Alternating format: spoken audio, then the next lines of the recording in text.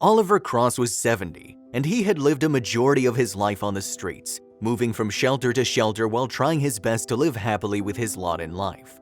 He fancied himself an urban nomad, never staying too long in a single place, making his homes everywhere possible, including under the bridge, in an abandoned house, near a dump, and so on. However, there was something special about Oliver Cross, something that separated him from the caliber of other homeless men who roamed the streets. He was a hard worker. It was a supposing quality that should have ensured his exit from life on the streets a long time ago, but for some reason Oliver never seemed to be doing better year in, year out. It was like the money kept vanishing into thin air. Also, if you have not done so already, please subscribe to our channel and click that notification bell to get inspired by these real-life stories every day. Now, back to the story. Sometimes the enigmatic man would be seen with his little can begging for alms. Other times he would be found doing the dirty work for some pennies. When he wasn't doing either of those, he would be in the garbage dumps hunting for some treasure he could sell. Oliver avoided alcohol, unlike the other men living a nomadic life, and his life drew speculation from other beggars and some of the people who took notice of him. Why does he still beg when he can work, some people would ask. All the money he makes from those petty jobs probably go to drugs, others would say. But Oliver didn't care. He would simply keep living his way, doing all he thought was right even on days when everyone around laughed and humiliated him. They had no idea he was simply saving up, but for what?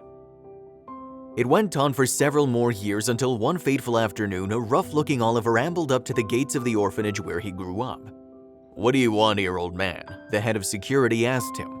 They didn't want him to get past the gate because of how unkempt he looked. They also knew him as a beggar and they thought he had no business with the orphanage.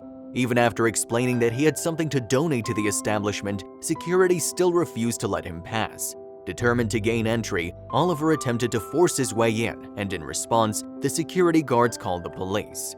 "I want to help," Oliver said. "How can you help us when you look the way you do? Help yourself, then we can talk," the senior guard said. "The director's name is Marianne Breadline, right?" Oliver asked after a few quiet moments of silence.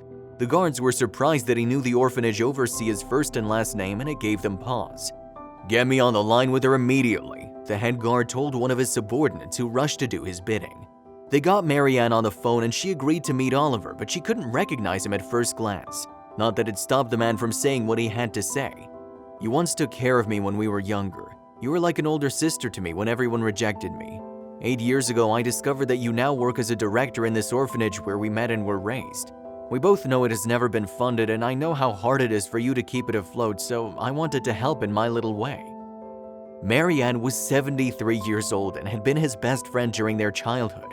She always took care of him when he needed it, but they had gotten separated after she was adopted.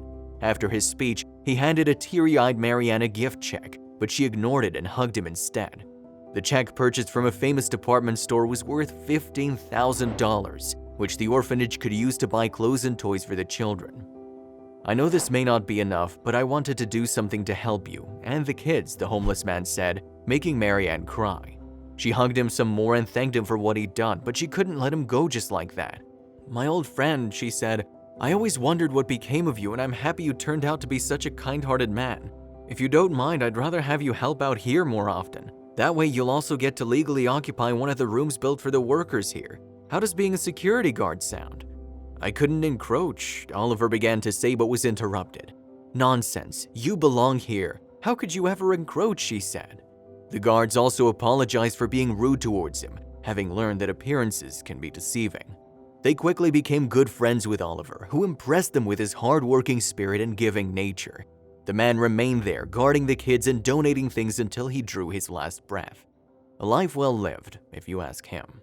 If you liked the video, please give it a thumbs up and consider sharing it with someone who may find it interesting. Thanks for watching, and I'll see you in the next video.